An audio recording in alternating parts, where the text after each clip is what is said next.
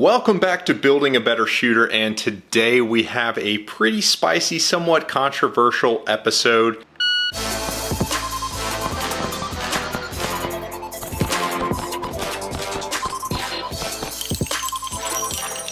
So jumping right into the most controversial thing that's going on in the sport today, and that is a letter that leaked after the USPSA Locap Nationals, where a shooter was confronted by Mike Foley. We have a source who wishes to remain anonymous, but it looked like this. This is the actual cell phone footage from the confrontation between Mike Foley and this shooter that I will not name. What's up, bro? What, bro? Sup, bro? Take a swing, bro. Right here, bro. Okay, that might not have been the actual footage, but it's pretty close to what happened. It's pretty ridiculous, but to summarize it for you, and I'll put a link in the description if you want to go and read the letter, but basically, the president of USPSA starts MFing this shooter who's paying like $300 to come shoot a match because this shooter happens to have a podcast and said not nice things about the way that the organization is being run. Asked for a golf cart ride back to his cart, thinking it was one of the sponsors' golf carts, but it was actually USPSA's golf cart, in which case the F-bomb is used like a comma and other forms of punctuation, and some of the cussing just seems kind of dumb, but they did it anyway in front of everybody in the vendor area at the USPSA event. So the board had an emergency meeting that just met this past week, and they just released the minutes from that. So the USPSA attorney is starting an investigation. We don't know exactly what happened, but it's been corroborated by a lot of people who actually saw it go down, so it's not looking good. Mike Foley, the president of USPSA, has sort of a sordid history in the media. He has a couple of things that he's done that really just call to question the temperament of somebody who's supposed to be leading an organization. Previously, and this is well documented, he referred to one of the paying members, a shooter, as being a millennial, for YouTube censors, bundle of sticks. Then there was the Ryan Flowers incident, which wasn't handled very well, where Ben Stager sort of blew the thing up, and then Foley took a hard right turn and just started going crazy. So he's got a history of not being the most stable or graceful leader of the organization. I'm having a hard time imagining how he's able to stay in power, and the next step is probably more interesting than where we're at right now. If he were to be removed from office, then we would need a new USPSA president, and that's where it kind of gets interesting. I'm sure Jake Martins, who's been kind of Foley's right-hand man in all of this, would like to have the job. I think that he probably has a little bit too much baggage from being associated with Foley and a lot of the ideas that Foley has been pushing that hasn't been too popular with the membership. Yi-Min Lin, who's a range master out of California, I think is throwing his hat into the ring. I've heard rumors that maybe Matt Hopkins, who was on this very podcast a couple months ago, may skip the area director thing and go straight for the Perez. So it would be a very interesting field if they did have to have an emergency election and put a new president into place. In the past, I've historically been kind of pro-Foley, and I don't mean pro-Foley as like I think he has a lot of good ideas and all this kind of stuff. If you were to polarize my opinion on Mike Foley and just kind of skew it whether it was positive or negative, I definitely would fall in the positive camp. I think that a lot of the stuff, if you followed any of my content as far as rule changes, have generally been okay. I think that his running of the organization has generally gone pretty well. The organization's financially solvent. The membership has been increasing, but that's kind of a because of or in spite of sort of relationship. The website and the app that he's sort of taken point on since picking up the torch from Phil Strader, who kind of put those balls up in the air, has been running very well. The classifiers now run every week as opposed to being run once a month. So that's kind of a cool update. If you haven't been in the game that long, you used to have to wait a whole month to have your classification run. So it was always kind of a crapshoot on which ones were going to count and which ones didn't. So that was kind of cool. I have no idea what's going to happen, but if you logged into Instagram or Facebook over this weekend and probably all through this week, there has been a ton of memes, like left, right, and center, a ton of memes. I'm going to go ahead and call the MVP from this meme war that has been launched. Go Fast Don't Suck has had a lot of spicy memes, but I really think Low Class Low Life over on Instagram has really he gets the grand thumb seal of approval for his excellent work in the memes. So if you're watching this on YouTube, I would love to hear in the comments what you think should come as a result of this Trevorgate incident. Do you think Foley should stay in power? Do you think he should be removed from power?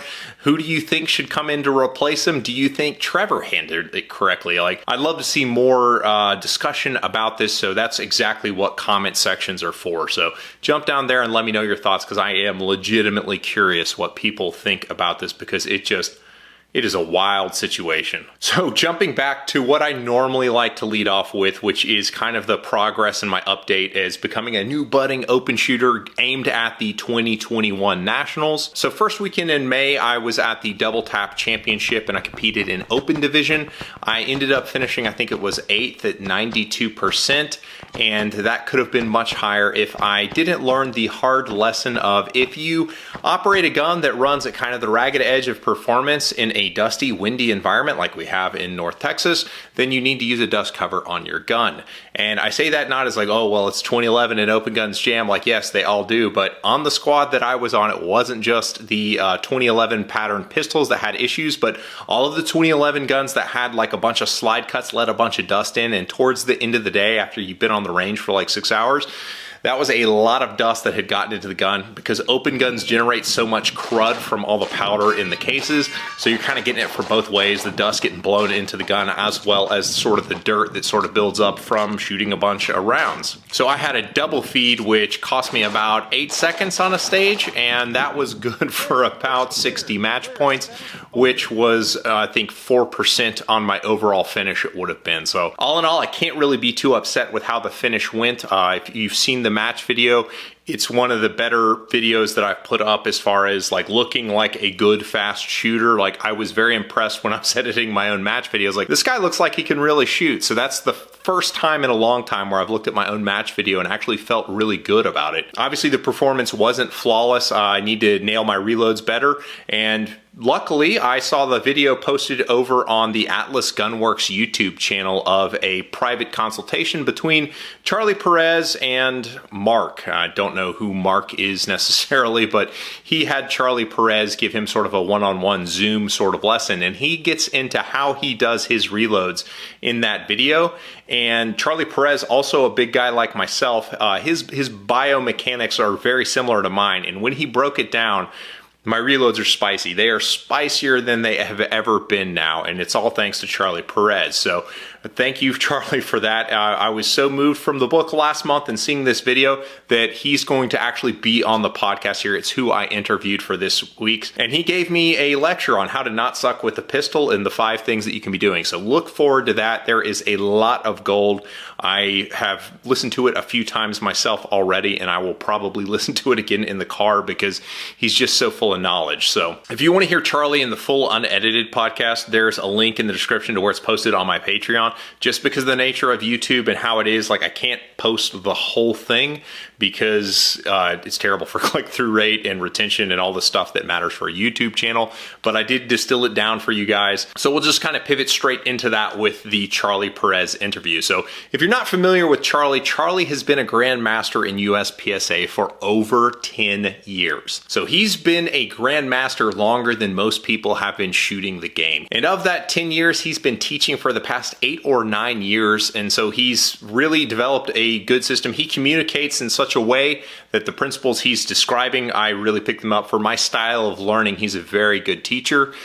He is available to go across the country and host classes if you're a guy who likes to host traveling trainers. Charlie certainly falls into that bucket of trainers, and I can't wait to try and take a class with him because I really got a lot out of talking to him. You can scope out his website where you can pick up his book. It's bigpandaperformance.com. The book was covered in last month's podcast, and it is the path-focused effort. So with that said, I'll let Charlie speak for himself. Yeah, so you've been... You'd asked me earlier if you so from a topic perspective, what we could tell people about, going from a lower classification and up into the master or grandmaster skill sets. Right. And so I took the time and I wrote down what I consider like 5 different areas or 5 different things that I see as commonalities that are, ultimately end up being roadblocks for people wanting to achieve, maximum performance in USPSA, which a lot of people would kind of quantify as a grandmaster classification or a grandmaster level percentage finish at major matches, that kind of thing. People say, oh, I want to make this X classification. I'm like, you know what? That's actually pretty smart, because you only need to do 25% of the work you'd need to do to go to a major match and finish at that desired classification level you'd want. That Sure. makes sense. No, absolutely. So I try to teach students, like, maybe to tackle it at a different angle and say, if you try to achieve maximum performance in a match scenario where your ultimate finish isn't position based, but it's more percentage based, like, I want to finish at 90% out of everybody in my division. I don't care what the classification is, at a major match where there's enough heat or depth to really measure that will in turn manifest in a proper balanced training scenario to achieve that goal. Whereas if a different person is like, I just want to get this letter next to my name, that is a completely different goal, because the metric of how that's measured isn't, it's a very narrow band of skills to achieve that.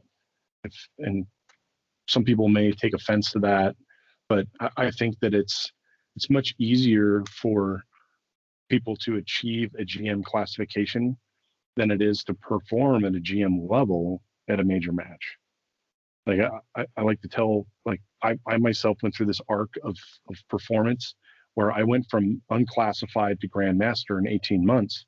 But then, okay, I'm a grandmaster, but guess what? I'm a baby grandmaster, meaning that I'd go to major matches, I'd have that GM next to my name, but I'd be the last GM that would finish out of everybody. So it was that was probably the hardest and the best and worst thing that happened, because it was good in an effect that it got my brain away from, I have to chase this carrot of a classification. And it was bad in the effect is like, well, crap, I've just put all this effort into this gun handling and shooting aggressive skill set that isn't hyper rewarded in match scenarios, if that makes any sense. I mean, that's a really long explanation to that, but and to answer your question, like, kind of holistically, like, what do we do with the guy that's just starting out and maybe he's in a D or a C class skill set? I don't think that the solution changes very much, right? I think the solution is these 5 different things, and there's nothing magical around this. I'm not selling this as it like, do these 5 things and you're going to be a champion. That's not really what it is. You should do that. You would sell a lot of those things. No, you can sell those. I'll tell them to you. You can turn around, you can sell it. I don't care. That's how internet marketing works. This one weird trick can save you all the time to be a grandmaster. So the 5 things that I came up with, and this is no particular order here. Sure. Is the first one is aggression, meaning you need to be aggressive in the things that you do. And that could be translated to, booger picker aggression, meaning shooting aggressively. It could mean gun handling perspective, fast hands to the gun during a draw, fast hands during a reload.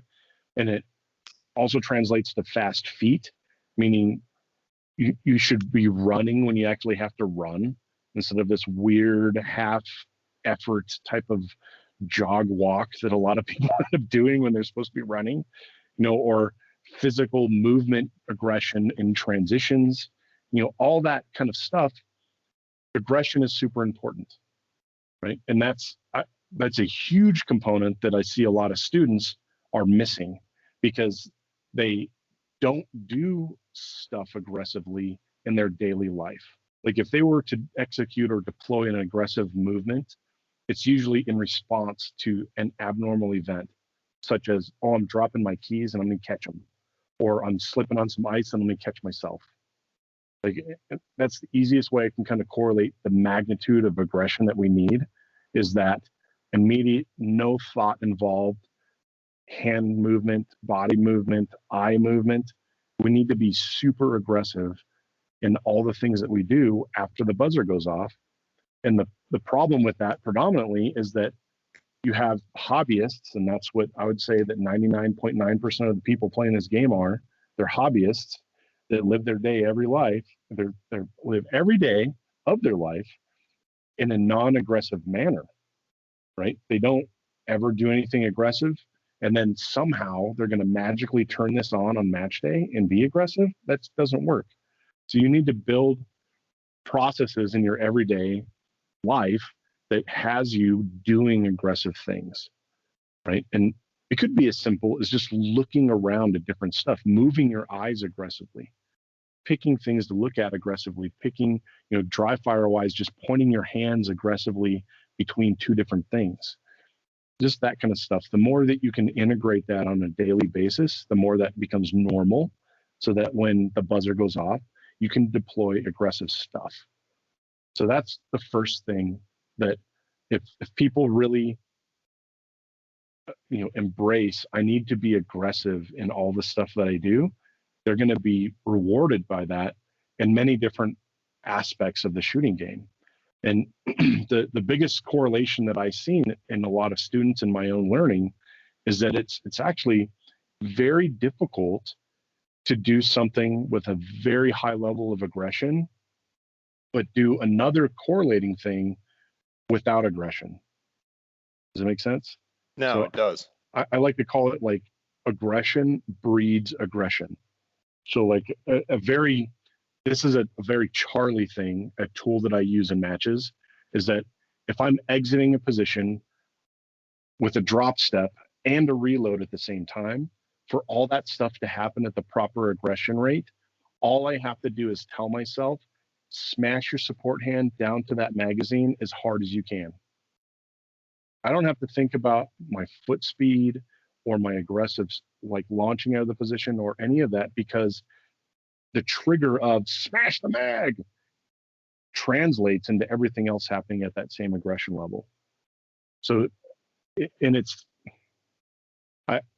I implore people to pick something every day to do aggressively, right? And it doesn't mean like kick your dog or beat up your wife or negative connotation things. It's pick something that you can do in every day, and maybe that's throw a pen up in the air and catch it mid-flight in the air aggressively.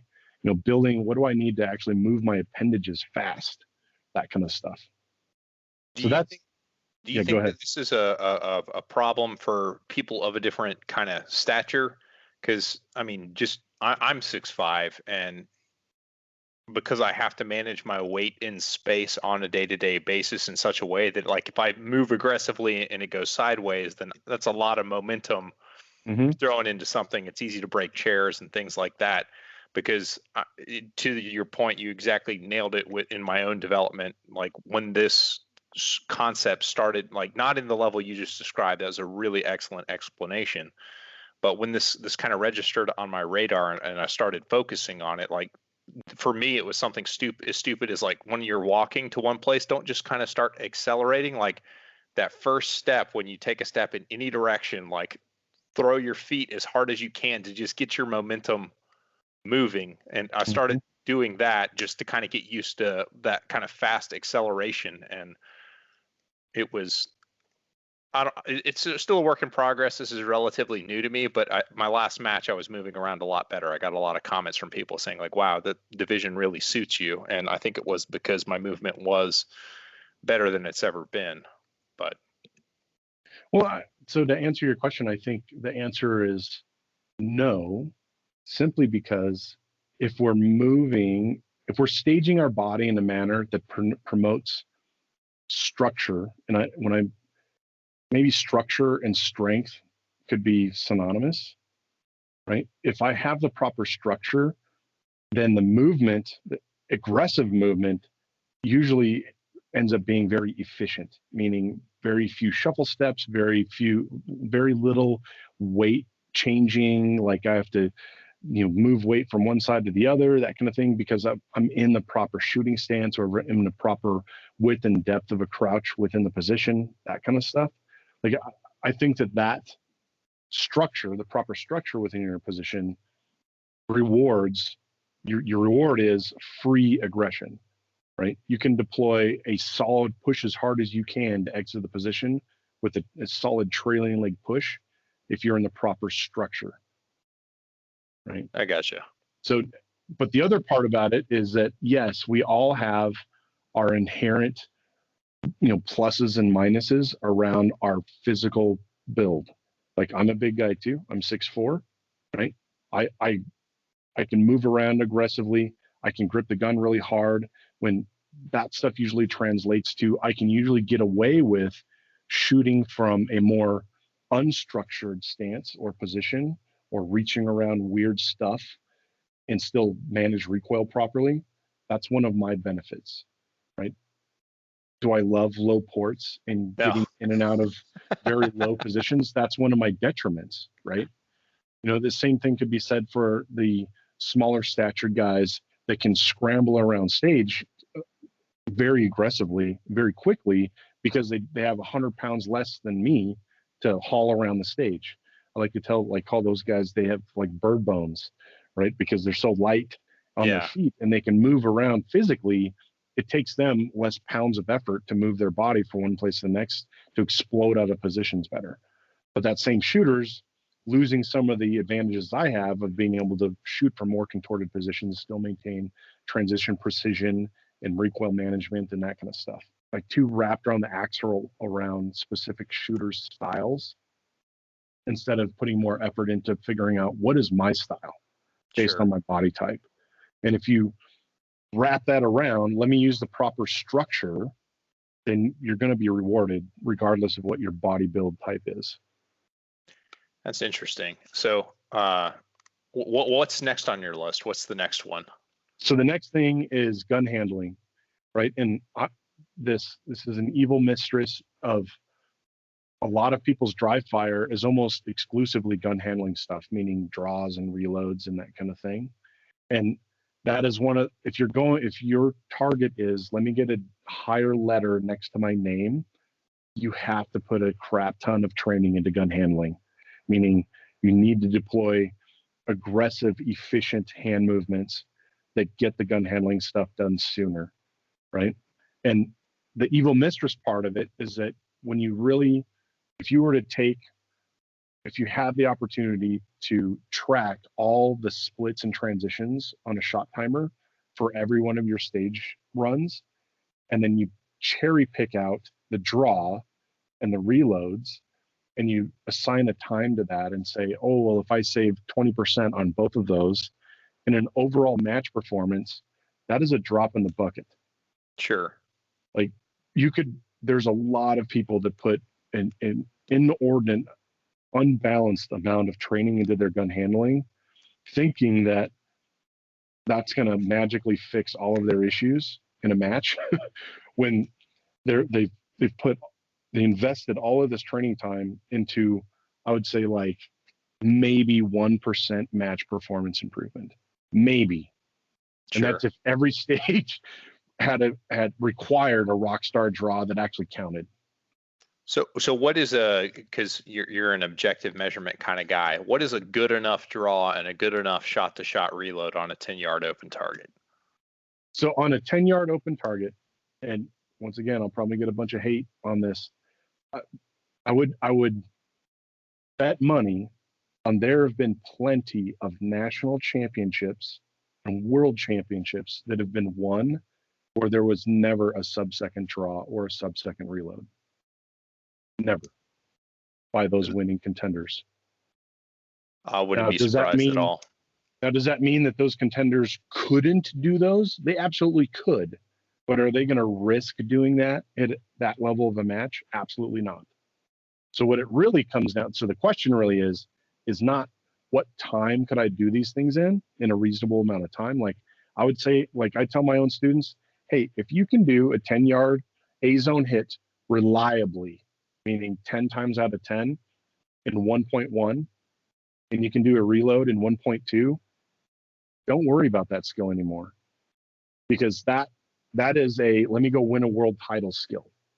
Sure. Right? and I hate naming names and I hate pointing people out and, looking at them, and some people look in a subjective manner, but a very good example of this would be Nils Jonassen. Look at any of his match videos. His draw and his reload are nothing to write home about from a time perspective. From an efficiency perspective, they are absolutely perfect. He is not wasting body movement and any of that getting those things done. So he's highly efficient in doing that stuff, meaning he's not going to screw up his grip. He's not going to have the gun in front of his face with the sights 90% aligned or better. So that ties into the next thing, the third thing that I listed here, is that there's a big element that is missing from a lot of people, is they don't have a strategic training program. And when I say strategic, that means let me write down all the things that I'm good at, or I think I'm good at, that are measurable, tangible things. I can go out to the range, put a shot timer on it, and know here's this distance to this thing and this gun handling, whatever, right? Measure these skills. I feel confident I could do these things. We need a list of the things we're good at. And we also need a list of these are the things I know I'm sucky at, right? And then take this list or these two lists and then correlate them to your match performances, right? We all have smartphones. We all video our stage runs. Look at that content from that perspective of, you could take one single skill and say, when I enter a position, I want my gun up and ready to shoot at least one full step out from the final position. Then you could tabulate that easily. You could look at your footage and say, oh, how many times did I do that right? How many times was I exposed to having to do that, right? And like a good example, that is a very good example, is a time consumer, right? So if somebody comes into a position and their gun is low and they raise the gun to start shooting, that's at least a half-second time donation, right? And that's if they're doing it fast, meaning they come in there and punch the gun out fast. Usually coming in with the gun low and they raise it up, that's usually a 3/4 of a second event. Well, if in a stage you come into 4 different positions, let's just easy math, use a half a second, right? That's 2 seconds on one stage that you gave away just because you didn't have the gun up and ready to shoot, right? Now, I try to explain this in that manner from, we need to assess skills from not only how much does this individual skill cost me by not doing it correctly, but also what is the frequency that skill is deployed? Because a lot of times the frequency of the skill deployment is more important than the actual cut or the badness of the thing you're doing in that individual skill. And the easiest comparison is, we could take that skill that I just explained, having a gun low before you get there. It costs you 2 seconds on that stage because there was 4 positions, or your draw is a half a second slow, right? And that's very stage dependent. Let's say that the stage actually, you're standing in the shooting position, looking at the first target, and your draw actually mattered, right? Which for a lot of field course stages, that's not the reality. Usually we have 1 or more steps to get into our first shooting position or start engaging our first array of targets, which usually means that our first shots are well past a second, usually 2 or more seconds, if we have to take 2 or more steps into the first position, right? So even in a best case scenario, saying our draw actually mattered, we're only saving a half a second if we put in training time to take a half second off our draw, versus let me take a half a second off of every entry to a position because my gun is out and ready to shoot. So that's interesting. When I say strategical training program, that's what I mean. You need to assess each individual skill, do your research or your recon on your match performance, and say, well, how do these skills correlate to what I'm being exposed to in a match? And then also linkage or leverage, what is the frequency of those skills? Once you know the frequency and the depth of each one of these skills, then it's very easy to coordinate a training plan, because you know the high return on investment skills you're going to be rewarded with by fixing. Like if you only have, in this whole month, if you only had 10 hours to train, you want to invest those 10 hours efficiently, right? Well, I want to train on the things that are costing me multiple seconds in a match. I'm not going to put any training effort into the things that only save me 0.2 of a second in a whole match. The next thing on my list was movement efficiency. Right. And that can be construed in like many different manners.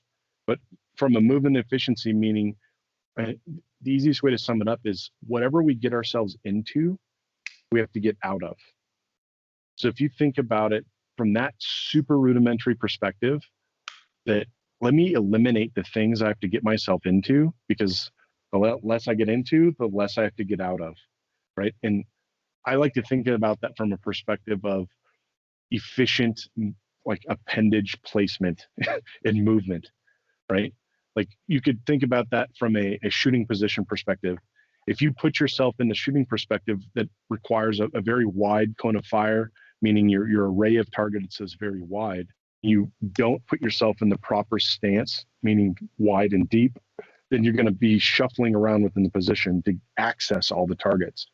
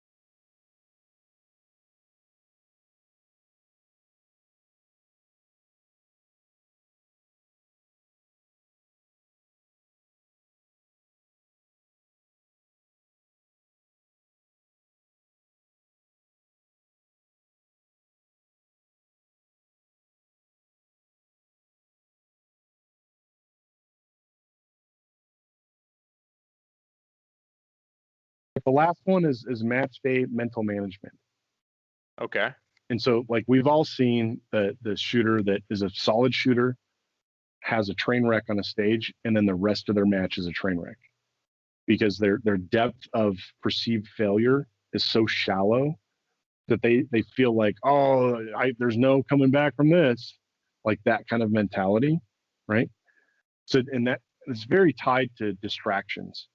Like there's a lot of things, like this sport is founded in distractions, and they're either distractions we manufacture, meaning we don't practice on certain targets, so then we can't hit them in a match, or we don't do good enough gun handling training, so we get a crappy draw, or we don't clean our gun, and so now our gun jams, or we're reloading ammunition while we're drinking, and then I got a bunch of squibs, or it's an endless list of manufactured distractions, right? We need to do our best ability to minimize as many manufactured distractions as possible. Meaning that, yeah, it sucks, I got to clean my gun, or yeah, it sucks, I got to case gauge all my ammunition, or whatever, right? We need to put in that effort to set ourselves up for success, to eliminate those as distractions. Because match day in itself is full of a bunch of distractions we have zero control of, right? It could be the weather sucks, it's raining right now, and I'm shooting on bagged targets. It could be I was up all night because my kid was sick and he's screaming and I need to take care of him and I didn't get enough rest, right? It could be like the RO is giving me a mic when it shouldn't be a mic, or a popper wasn't set right and now I'm getting screwed over on a popper, or whatever, right? There's all these variables that distract us, and we need to minimize these distractions as much as we can. We're never going to be able to fully eliminate the distractions, and that means that we need a tool set to deal with the distractions, right? And to be able to compartmentalize these distractions so they don't compound and degrade our confidence, right? So as I said at the start of this, is that there's a lot of people that play this game and they're one train wreck stage away from donating their whole match, right? There's very few shooters that have 2 stages deep, back-to-back stages deep of what they would consider utter failure before they tap out. And there's only a very few elite shooters, very, very few shooters that have the palatability to be okay with stage after stage after stage after stage of repeated failure and still be able to come to the next stage with an open mindset of saying, this is a new challenge. This is a new thing. I'm not going to let any of that prior baggage affect this stage run, right? And there's a couple different tools like that I like to use to help me leave the baggage on the berm, so to say, whether that's good baggage or bad baggage, right? So I like to treat every stage as a separate match. You know, for me, I've just meant like this Atari reset for the old school people. Like you have the old button you'd flip down and the screen would go and then come back on and you could play your game and reset the game. That's my Atari reset. Is once the match is over, I can wash my hands of that last performance and start fresh again. So I treat every stage as a separate match. So regardless of how I perform on that stage, once it's over, it's over. There's nothing I can do about it. There's good, bad, or otherwise. It is what it is, right? That's one thing that I do from a mental perspective is I leave the baggage on the berm. And the other tool that I like to use is that after every single stage run that I take, I tell myself, I pick at least 2 things out of my stage run that I did right. So what'd you do right here? I had this 180 transition. It was awesome. There was 0 hesitation, super aggressive. My gun stopped right on the A zone. That was a perfect transition, right? Or something else, like single skill, a single thing out of that stage run that you could pat yourself on the back and say, I did that good. And that for me helps divorce this thought process of, well, a good result is this culmination of the whole stage performance, right? So if I'm focused on the good stuff, those few things that I did right, that helps further push back the stuff that I did in a negative manner. Now, if I have negative things that are chewing on me, I write them down. So I have a little notebook that's in my range bag, and I'll write down that thing. And that is another thing that once I know it's written down, I know that I can, when I go home, I can pull that notebook out and I can add it to my list of things I need to practice or fix, right? That helps me divorce myself from thinking about that during the match, right? I've already tracked that. I've logged it. Once it's logged, there's nothing more I can do about it. I can work on that later. I can think about it later, that kind of stuff. So, and the other part of it is like you have to surround yourself in a match with competitors that have the same mindset from that. Let's stay positive. Let's not harp on the bullshit, right? Like, do this the next match you go to. When you walk around the range, right, going from berm to berm to berm, or let's say that after the match, this is probably the best time to do it. After the match, go up to 10 different competitors and ask them, well, how's your match? How'd you do today? You're going to get this laundry list of stuff that they sucked at, that they think they sucked at. I screwed this up. I had this mic over here and I flubbed this reload. It's going to be this huge vomiting list of suck, right? And for those people, they've been carrying around that long list of suck the whole match, right? So the next time you go to a match, do that. And for those guys, call them out and say, tell me 2 things that you did right today, right? And then ask them in turn and say, hey, man, let's both shoot better. And the next time we see each other on the range, ask me what I did good today. That way you both can foster this good mindset and you're surrounded people with that same mindset, they're focused on the positive. That's an interesting, because I realize when you say that is something that I've started doing. The only people I'll ask how they're shooting are people who are at a very high level and can answer like with a very metered and honest report. Like, it's going pretty good. I'm pretty happy with most of my stages. I had a mic on this one stage, but on the whole, it's just going well. Versus like, oh man, it sucked. Oh, like I noticed because basically everybody's squad more or less kind of comes at the same level. Like all the guys who are at the same level of involvement want to shoot together. They usually are classified in similar areas. So I've noticed that to be true. Exactly what you're saying is like the B and C class guys will tell you all of their sins. So I don't even ask them. It's like, oh man, you enjoying yourself today? Like I don't ask about the match. Like, oh, cause it's great to see you. I keep it on a personal level. I don't talk about their match at all because I don't want to. I don't want to hear about it. You don't want to dredge up the misery. Come on. Like I don't want to subject them to it, and I don't want to stand there and just hear all the negativity. But I just interact with the person and not the match that they're having. But the guys who are at that level, like, it's like yeah, and talk strategy, talk about how things are going, and all that stuff. So that's an interesting point that you bring up. Well, where does Big Panda come from? What's the mythology of the Big Panda? So that was actually an assigned nickname that I got in my first year of shooting this game. And one of the local shooters, I was running around a stage really aggressively. And sometimes like when I leave a position, I'm like, "Argh!" Like really getting after it. And this one squad mate's like, you're just a big panda. And it just stuck. And people like locally, people just kept calling me that. And I was like, okay, I guess it is what it is. If people want to train with you, what's the best way to get a hold of you? Where are you on the socials, websites, all that good stuff? Yeah, so I'm very like not engaged in a lot of the different social media world. So I have my dedicated website for my training business, which is bigpandaperformance.com. And that's where there's a form on there. You can send me an email, send me a message. And that's also where I sell my book, Path of Focused Effort. And also I'm on Instagram. So you just search for Big Panda Performance. You'll find me on there.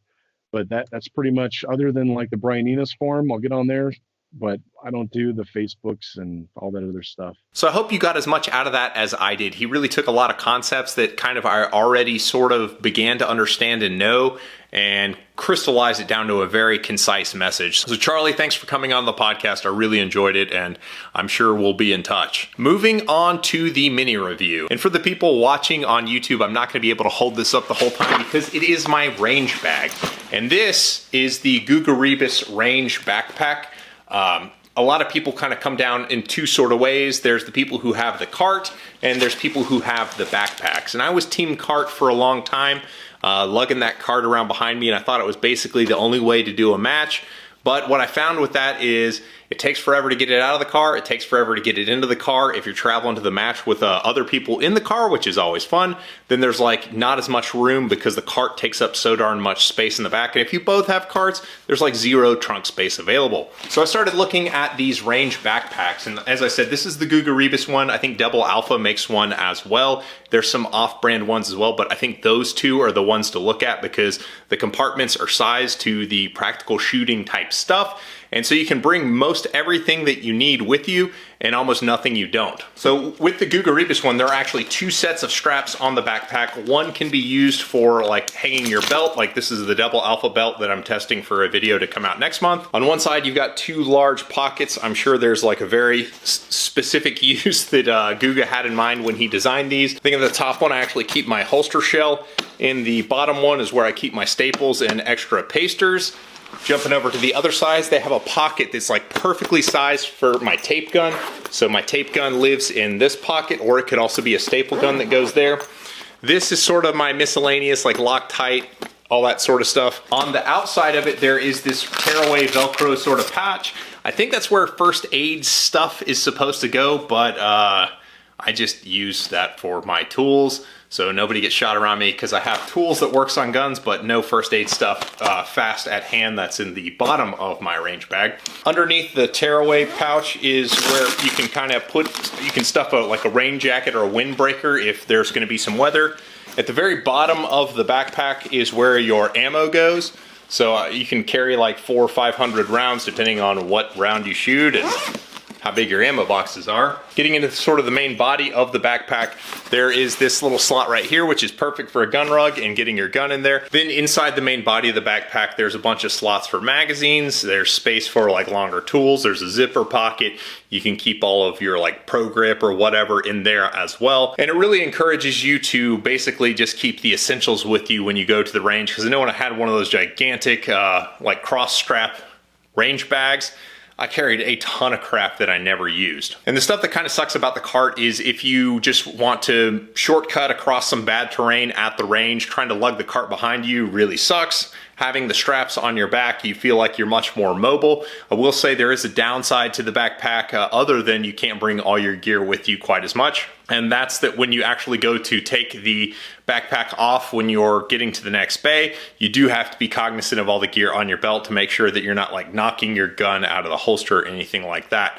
But as long as you're cognizant of that, I think that a range backpack makes a lot of sense. It's easier to travel with. I just think there's a lot of pluses to a range backpack as opposed to the traditional oversized duffel bag style range bag. So now that everyone's feeling good after the Charlie Perez interview, now I'm going to make you angry by throwing my question of the month at you. Last month, the question was, is D-class necessary? If there's nobody actually competing in D-class, like, why even have it? I think the overwhelming sort of consensus answer for that is it's a big psychological gain to climb out of D class into C class. It provides a floor for C class shooters who can't slide too far down. So it's not hurting anything by being there, so might as well leave it there. This question is much, much more controversial, and a lot of you guys will brand me as a heretic and come after me with your pitchforks, but I think in a couple years, we're going to be having this conversation anyway, and that's, should we merge all of the low cap divisions to have sort of a universal low cap division?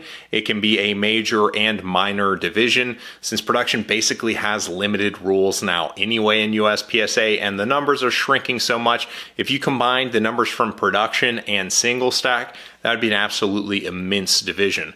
By allowing the use of 40 caliber guns in this sort of low cap division, it would keep it at the sort of 8-10 rule, 8 round max if you're shooting major, 10 round max if you're shooting minor. It would broaden the field. Revolver would lose its sort of special division, but I don't think anybody really cares. There were 40 people who shot Revolver Nationals. Like there's like nobody shooting Revolver. So that's the question.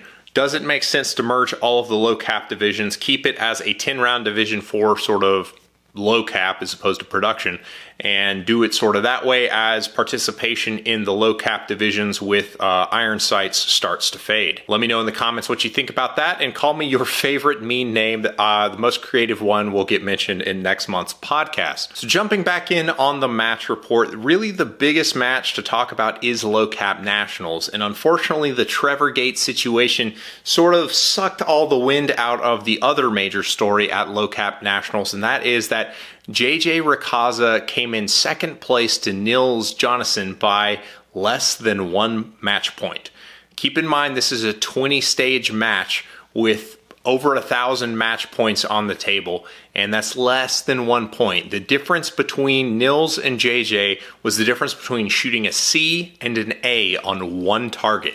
That's how close they were. JJ was faster, but Nils kept his penalties to such a minimum that it didn't penalize him. So Nils is an Iceman and apparently had an amazing match, was super consistent, and did what he needed to do to win. So congratulations to Nils as the 2021 Production National Champion. But sort of the other big story about JJ coming in second is sort of how JJ came in second. There was a stage with an activator sequence, and JJ hit the activator, hit the other popper, hit another target, took the activator, and thought he was done. And you can see on JJ's match video, which I'm showing you now, there is a black spot in the dead center of the calibration zone on that full-size popper. JJ, following the rules that are in place, called out the range master to check calibration on the steel. Apparently there was a small backwind that was helping hold the popper up. When the range master came to shoot, the wind had died down, so the popper went down. And the thing that makes that more squirrely is Jared Fox, one of the hosts of the Hit Factor podcast, shot after JJ on the very same stage. He had the popper stay held up as well, called for calibration, one calibration, so they had to adjust the popper. And rather than offering JJ the reshoot that he should have been due at that point, they just let JJ's mic on that one steel popper stand. So if JJ had won that stage, which he should have, JJ would have ended up being the national champion by like 15 match points. Like, that's how close it was and how big of a heartbreaker it was. So while we're asking questions of the organization, like who's the leader and should we combine low cap, let's also ask, like, let's fix popper calibration, guys. It's time. And major matches, my personal favorite solution is if there is a hit in the calibration zone, you immediately get sent to chrono to check the power of your ammo. And if you pass chrono, then it's an automatic reshoot on the stage and is deemed a range equipment failure. I don't think you get rid of the full-size poppers because they add a lot of variety to the typical USPSA stage, and used in concert, like both far away as well as with mini poppers in the area, they create interesting arrays. So I'd hate to just get rid of them. Another solution that I heard that somebody offered, and I can't remember, it might have been Hit Factor podcast, they mentioned using only like Colt speed steel for full-size poppers, and that's the poppers with no head. And that would make sense. It reduces the weight on the full-size poppers, so they're more likely to get driven down with minor ammo. There's less surface area sort of holding it up to the wind. So that might be another solution as well if you are a USPSA club and you're in charge of buying steel. For the full-size ones, maybe look at the Colt speed steel style poppers and not the headed USPSA type poppers. So before we move on to the other divisions, for a early in the year national championship match, production had 186 shooters, which is pretty good, I guess. It's not what it used to be, but it's still a good amount of people coming out to a match so early in the year in an ammo crisis sort of situation. So we'll have to see at Race Gun Nationals to see what the participation numbers end up being there, to see whether 186 is a lot of shooters or maybe it's not a lot of shooters. And this was a very rich low cap nationals because there are two other big stories from there. First was that Limited 10 had a lot of heat in it. There were a lot of limited shooters who came out to shoot the match. So Limited 10 wasn't the complete joke that it is pretty much every other weekend of the year when people pretend to shoot it competitively. There were a lot of talented shooters shooting Limited 10, and to that point, Christian Seiler is the 2021 Limited 10 National Champion. So congratulations, Christian, for showing that you don't need a dot on your gun or a compensator to absolutely wreck house. And he did wreck house. It wasn't even close. Christian took the match by 126 match points, which is a whopping 7%. So Christian basically did to Limited 10 what Max Michel has done to Carry Optics since it's been a division. Limited 10 was only attended by 53 shooters. I'm pretty sure other than the people who were tourists in the division, we can just write this whole division off at this point, guys. So whoever you are next USPSA president, let's look at just calling it a day in that division. The other really big story from USPSA Nationals was that Rob Latham, the great one, who's been winning national championships since many of us have been alive, won single stack. 60-something-year-old man with two bad knees, one single stack by about 3%. It's truly impressive, and it really goes to show you that like your shooting skill is being tested. Like, people look at the athletic performance from the guys like Christian Seiler, but then you've got a guy like Rob Latham getting it done, and I think that's absolutely fantastic. I was really glad to hear that Latham was able to pull out the W. Single stack had a pretty big turnout. It had 122 shooters show up to participate, so I think that's also pretty awesome. And Michael Poggi, I think is how I've heard it pronounced, it was the Revolver National Champion for the year, so congrats to Michael for winning Revolver. There were only 39 people who ended up showing up for Revolver. As far as industry news is concerned this month, guys, there really wasn't anything that was all that interesting as far as competitive shooting is concerned. At least nothing that was put onto my radar. Probably the most interesting thing in sort of the concealed carry space was that Taurus released their GX4. And that is basically a clone of the SIG P365. And if I were a betting man, I would count on Sig Sauer setting their lawyers loose on Taurus to sue them for the magazine infringements on their intellectual property. I have no idea what the Sig Sauer patents say, but they're suing Springfield Armory right now for their Hellcat magazines. So I gotta believe that they're gonna put the wood to old Taurus there. So that should be an interesting ride to watch, so keep an eye on that one. As far as the memes of the month are concerned, I appreciate some of you guys out there tagging me in Instagram to put my eyes on some of the better memes that are floating around. The first meme that we'll cover this month is from our friends over at Go Fast Don't Suck, and it's basically the Pornhub meme with JJ getting screwed out of a national championship, shall we say. And another meme that I really enjoyed this month is from Michael Meduski over on Instagram. I don't know if that's how you say his last name. That's how we're saying it now. It's a picture of Tommy Lee Jones, and it reads, Tommy Lee Jones always looks like his son just told him he doesn't want to shoot open, he wants to shoot PCC with his Call of Duty friends. And rounding up my other favorite memes that were up there is Low Class Low Life, who has brought over the TikTok phenom Be a Man into the meme space with his Be a Man meme. Put a red dot on your pistol and pull the trigger as fast as you can. Be a man. Absolutely. As far as videos that came out on the channel this month that USPSA shooters would be interested in, there's a lot of them, honestly. Whenever I do a lot of USPSA content, my numbers always go down on YouTube, and that's understandable because there's like 15 of y'all, and I appreciate all 15 of you watching these videos. I did a review on both the CR Speed Compact Race Holster as well as the CR Speed Versa mag pouches.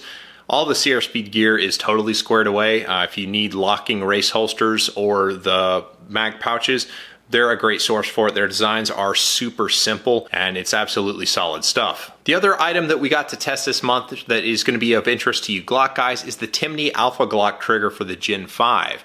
The Alpha Glock is the most interesting trigger system for the Glock trigger that I'm aware of. It takes what is a partially cocked striker fire gun and creates a fully cocked striker fire gun, and that allows the trigger to be significantly better than what it typically is in a Glock. It has a super firm wall. The reset, apparently the later versions of the gun, they've been shipping them with stronger trigger return springs. So the reset on the kit that I got to try was a little bit weak, but apparently the new ones have better resets if you use the stronger return spring. But the break using the dot connector and the stock striker spring weights was right at 3 pounds. So for a kit that's going to be super reliable, that's pretty impressive. There is big room for error when you install the thing. You have to make sure that you have the little insert going in the trigger housing cinched down using the screw into the trigger housing. If you don't do that, you can get striker drag on the trigger bar. So definitely make sure that you have that thing cinched down, and it's a pretty solid trigger. And as an update, we did do the video on the lock light and the flashlight testings on the gun. A lot of my opinion on that had to do with what gun you're shooting. I tested it with the Beretta Rodeo, with the Shadow 2 Optics Ready, and with the Glock 34.